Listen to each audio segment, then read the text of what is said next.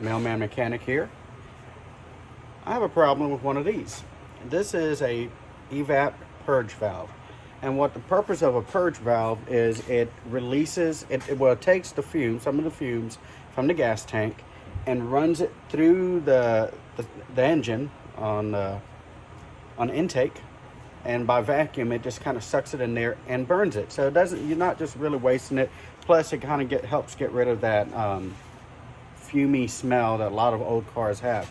But very interesting thing about this, if it starts to act up, what's going to happen is pressure is going to build in your fuel tank, and a couple of just really nasty things could happen. One, it can cause vapors to get in the fuel line as the fuel pump sucks it up, and then if it gets into your injectors, you may have a sudden stall out, or it starts to really hesitate. And that's what was happening with me. I pulled the check engine code and it said pinch or block evaporator line. So I thought, well, I got to stop this, because I was on the mail route and I was starting to have issues. So I came out here and found it, and on a 2002, I guess, to a 2007 Chrysler Town and Country Dodge Caravan, it's going to be like, here's the front dipstick, and then right here, right above the alternator, above the fan, right there. Let's see if I can get this just right for you. Yeah, there it is. That thing right there. And so what I did, I need a solution real quick, because I kept stalling out. It was starting to get real bad. And the hotter it got, the worse it got. So I guess all the fumes are just building up in the tank. So I found these lines right here. This one is coming from the tank, this top one. And this one goes from this purge valve over to the engine.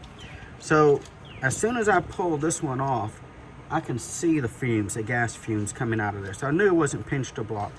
And I pulled this one coming from the engine, and let's see if I can do it again. There it is. It's not pinched or blocked because I can feel a vacuum. You know, I can feel the engine causing a vacuum. So I knew my problem was not here. It was with this purge valve. So this purge valve is a little bit difficult to get to, but you can get to it. And every single vehicle is going to be different. Some of them is going to have it against the firewall.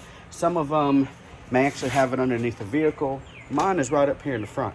So if you have a vehicle like this and you're starting to have stalling issues, or in the case of my Kia that I used to have, I had an evap problem with it, and I topped off the tank, and I got along the route and it started flowing gasoline out of the filler neck. I mean, it was just building up pressure so bad.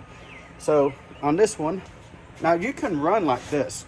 Just take that fuel tank hose off, coming from the fuel tank, that evap line, and you're gonna see the fumes coming out of there, and it'll get you by. I've been running like that for about a week, and I haven't blown up. I'm not saying it wouldn't, but I mean, it could, but really, you'll be fine. But the bad thing is, you're gonna smell those fumes coming into your vehicle.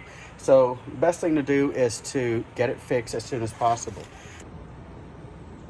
Now, to get to this purge valve on this vehicle, it's a little inconvenient, but it's not so bad.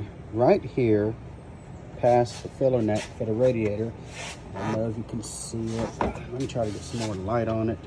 See that bolt right there? That's a 10 millimeter, is bolted right to the body. It's just one bolt, and so as soon as you can remove that, you can get the purge valve off. Now, you may say, Brian, you should be able to just click the little snap on there and take it off. As in, you should be able to push that and move it off. Just because you should be able to do something doesn't mean you can. And this thing has been in here since 2002. It's 2024, 22-year-old vehicle. And so it's not coming off. It is absolutely stuck. So I'm just gonna unbolt it, pull it out, and then be able to take it off the bracket. Okay, got it off. Like I said, it was just that one 10mm bolt. It was mounted like that. Back that off. And then when you get this off, if it's been on here as long as this one has, nothing's going to want to come off of it, especially anything rubber or plastic. So that was stuck on there, and it was a bear. I took my screwdriver and just kind of wiggled it, got in between there eventually, and was able to just pull it off. If it ripped, you break it, no big deal. You just get a rubber hose about the right size, or trim this down and slip it on there. No big deal, all right? And then now, this electrical connection, well, let me get you out. This electrical connection right here, 20 years of road grime and heat cycles and all, it will not come off. It actually started to just break apart on me, but I got enough of it saved that it will still work. So that's gone. Replace it with a new. Okay, got my trusty dandy 10mm wrench, 1/4 inch. It gives it just enough room to get back there on the bolt, and oops, that's tightening it. Let's go the other way. Come on. Okay, now. Oh, it's already loose.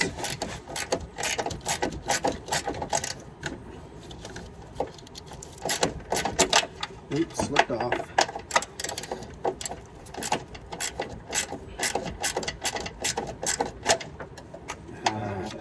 Aggravating thing. If you can move the radiator a little bit out of the way, that's just enough room. Okay, it's pretty loose right now. I'm gonna just manually, by hand, twist it out.